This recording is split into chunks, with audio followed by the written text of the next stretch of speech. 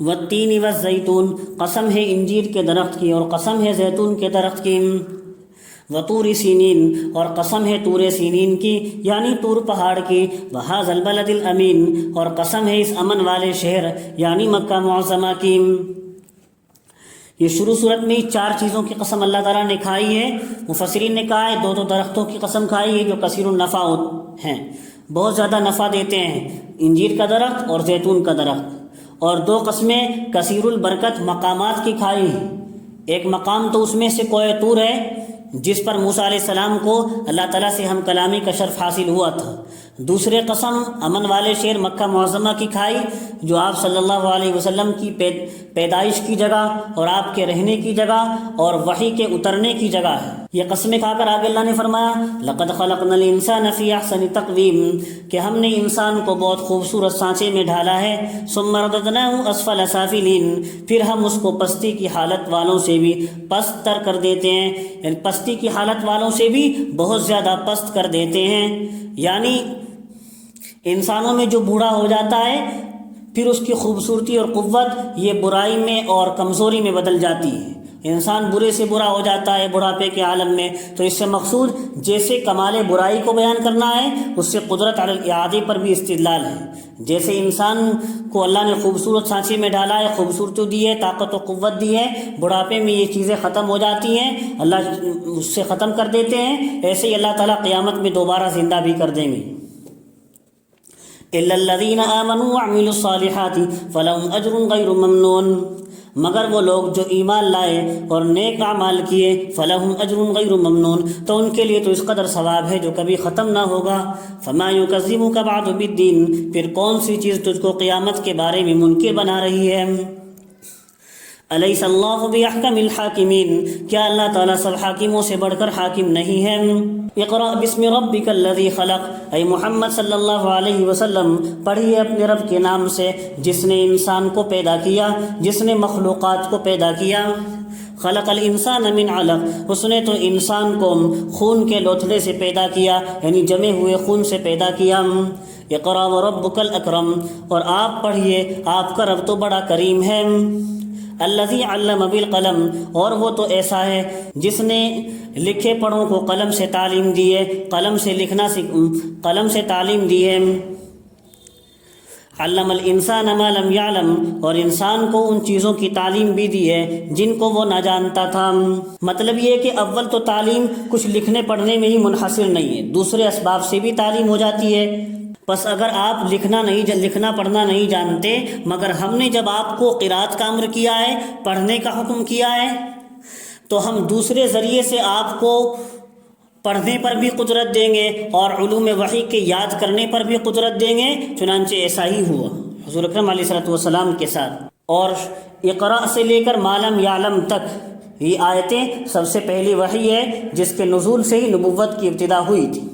آگے اللہ نے فرمایا کلا ان الانسان لیطغی، بے شک کافر انسان سرکشی کرتا ہے، بے شک کافر انسان سرکشی کرتا ہے، ان رآہ استغنی، اس وجہ سے کہ وہ اپنے آپ کو مستغنی سمجھتا ہے۔ ان الی ربک الرجعی، اے مخاطب تیرے رب ہی کی طرف سب کو لوٹنا ہوگا، سب کو لوٹ کر جانا ہوگا۔ یہاں عام خطاب ہے چاہے کافر ہو یا مومن ہو۔ ارأیت الذی ینہی، اے مخاطب بھلا اس شخص کا حال تو بتا جو ہمارے ایک خاص بندے کو منع کرتا ہے۔ اذا صلی، جب وہ بندہ نماز پڑھتا ہے۔ یہ آیت ابو جہل کے متعلق نازل ہوئی تھی جس نے حضرت صلی اللہ علیہ وسلم کو نماز پڑھنے سے روکا تھا۔ ارأیت ان کان علی الہدی، اور اے مخاطب یہ بھی تو بتا اگر وہ بندہ ہدایت پر ہو جو کہ کمال کی چیز ہے، او امر بالتقوی، یا وہ دوسروں کو بھی تقوی کی تعلیم دیتا ہو، ارأیت ان کذب وتولی، اے مخاطب بھلا یہ بھی تو بتا اگر وہ شخص ناحق دین کو جھٹلاتا ہو اور حق سے روگردانی کرتا ہو۔ الم یعلم بان اللہ یری، یعنی ایک تو محمد ہیں جو خود بھی ہدایت پر ہیں اور دوسروں کو بھی تقوی کی تعلیم دیتے ہیں، اور دوسری یہ ابو جہل ہے جو خود ناحق دین کو جھٹلاتا ہے اور حق سے روگردانی بھی کرتا ہے۔ الم یعلم بان اللہ یری، کیا اس شخص کو یہ خبر نہیں ہے کہ اللہ تعالیٰ اس کی سرکشی وغیرہ کو دیکھ رہا ہے؟ کیا وہ نہیں جانتا کہ اللہ تعالیٰ اس کی سرکشی وغیرہ کو دیکھ رہا ہے؟ کلا لئن لم ینتہی، ہرگز ایسا نہیں کرنا چاہیے، لئن لم ینتہی، اگر یہ شخص باز نہ آئے گا، اگر یہ ابو جہل باز نہ آئے گا، لنصفعا بالناصیہ، تو ہم اس کو پیشانی کے بال پکڑ کر جہنم کی طرف گھسیٹیں گے، ناصیۃ کاذبۃ خاطیہ، جس کی پیشانی یہ جھوٹی ہے اور خطا کار ہے۔ حضرت تھانوی نے ترجمہ کیا، ہم اس کو پنٹھے پکڑ کر جہنم کی طرف گھسیٹیں گے جو جھوٹے اور خطاؤں میں آلودہ پنٹھے ہیں۔ فلیدع نادیہ، تو یہ اپنے پاس بیٹھنے والے لوگوں کو بلا لے، ابو جہل، سندع الزبانیہ، ہم بھی زبانیہ فرشتوں کو بلا لیں گے۔ چونکہ یہ بلانا اس کے بلانے پر مشروط تھا، اللہ تعالیٰ کی طرف سے، شرط کے نہ پائے جانے سے مشروط نہیں پایا گیا۔ نہ اس نے بلایا نہ زبانیہ فرشتے آئے۔ اور امام طبری نے قتادہ سے مرسلاً ایک روایت نقل کی ہے کہ نبی اکرم علیہ الصلوۃ والسلام نے فرمایا، اگر ابو جہل ایسی حرکت کر لیتا، وہ اپنے پاس بیٹھنے والوں کو بلا لیتا، تو ملائکہ عیاناً اس کو پکڑ کر تہس نہس کر دیتے۔ اللہ کی طرف سے یہ بات حضور کو بتا دی گئی تھی کہ فرشتے تو اس کو کھلم کھلا پکڑ کر تہس نہس کر دیتے۔ آگے پھر تنبیہ کے طور پر فرمایا، کلا، اس کو تو ہرگز ایسا نہیں کرنا چاہیے، مگر محمد کو آگے فرمایا گیا، آپ اس کا کہنا نہ مانیے اور بدستور نماز پڑھتے رہیے اور خدا تعالیٰ کا قرب حاصل کرتے رہیے۔ انا انزلناہ فی لیلۃ القدر، بے شک ہم نے قرآن کو شب قدر میں اتارا ہے۔ وما ادراک ما لیلۃ القدر، اور آپ کو کچھ معلوم بھی ہے کہ شب قدر کیسی چیز ہے؟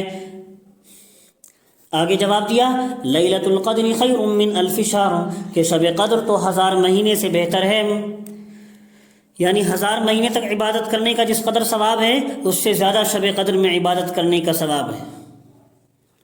تنزل الملائکۃ والروح فیہا بإذن ربہم من کل امر، اور وہ شب قدر تو ایسی ہے کہ اس رات میں فرشتے اور روح القدس یعنی جبریل علیہ السلام اپنے پروردگار کے حکم سے ہر امر خیر کو لے کر زمین کی طرف اترتے ہیں۔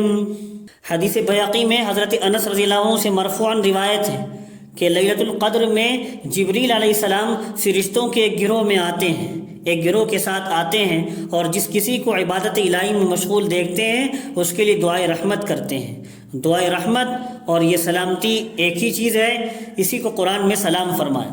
اور امر خیر سے مراد بھی یہی ہے کہ وہ امر خیر کو لے کر اترتے ہیں، دعائے رحمت اور سلامتی کو لے کر اترتے ہیں۔ سلام ہی حتی مطلع الفجر، اور وہ رات تو سراپا سلامتی ہے، ہی حتی مطلع الفجر، اور وہ رات اسی صفت کے ساتھ، اسی برکت کے ساتھ طلوع فجر تک رہتی ہے۔ یعنی یہ نہیں کہ اس رات کے کسی حصہ خاص میں برکت ہو، کسی خاص حصے میں یہ برکت ہو اور کسی حصے میں نہ ہو، بلکہ یہ برکت تو اس رات کی صبح صادق تک رہتی ہے۔